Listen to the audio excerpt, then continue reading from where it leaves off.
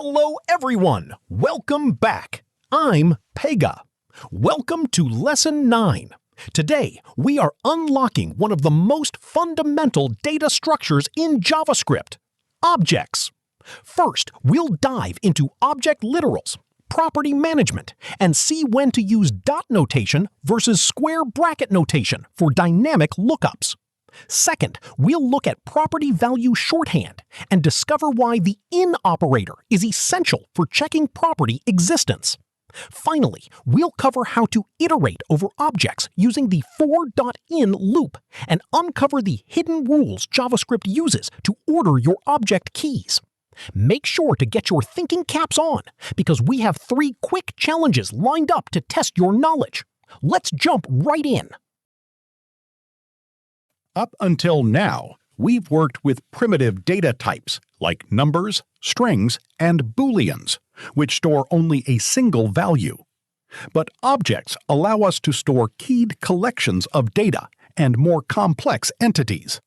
Think of an object as a filing cabinet where every piece of data is stored in its own labeled file folder called a property. A property is a simple key-value pair. You can create an empty object using curly braces, which is called an object literal, and populate it with properties right away. Reading or adding properties with dot notation works great for simple property names. But what if a key has multiple words, like likes birds? For multi-word keys, dot notation fails. Instead, we switch to square bracket notation. Square brackets also let us read keys dynamically from variables. Let's see if you can spot how JavaScript handles variables with dot notation versus bracket notation. Take a look at this code snippet. What value will the first alert pop up, and what value will the second alert pop up? Pause the video, trace the difference between literal keys and variable lookups, and drop your answer in the comments below. In real-world code, we often create objects where property names match existing variable names.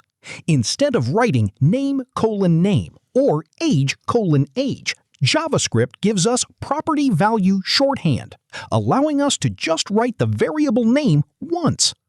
Another unique feature of JavaScript objects is that accessing a property that doesn't exist won't throw an error. It simply returns undefined. To check if a property actually exists inside an object, we use the in operator. Why do we need in if non-existent properties return undefined? Because a property might explicitly store the value undefined. In that rare case, user.prop == undefined fails to tell you if the key actually exists, but prop in user returns true. Let's test your understanding of property existence checks. Trace this snippet carefully. What booleans will test1 and test2 output? Pause the video, check how in handles undefined, and post your prediction down below. To walk through every property of an object, JavaScript provides a specialized loop, the for/in loop. But in what order do properties get looped over? Here is the golden rule. Integer properties are sorted in ascending numeric order, while non-integer properties appear in the exact order they were created. If you want phone codes or numeric keys to stay in their original creation order, a common trick is to make them non-integers by prefixing them with a plus sign.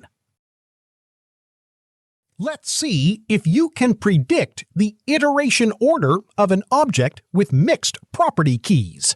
Look closely at this object loop. In what exact sequence will the keys be alerted when this loop runs? Pause the video, apply the integer sorting rule, and leave your answer in the comments.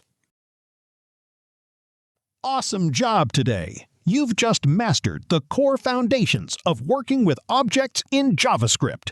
Don't forget to drop your predictions for today's 3 challenges in the comments. The dot versus bracket lookup in Challenge 1, the explicit undefined check in Challenge 2, and the key ordering sequence in Challenge 3. If this video helped clear up how objects work, make sure to hit that like button, subscribe, and turn on notifications so you don't miss Lesson 10. Keep coding and let's master JS together.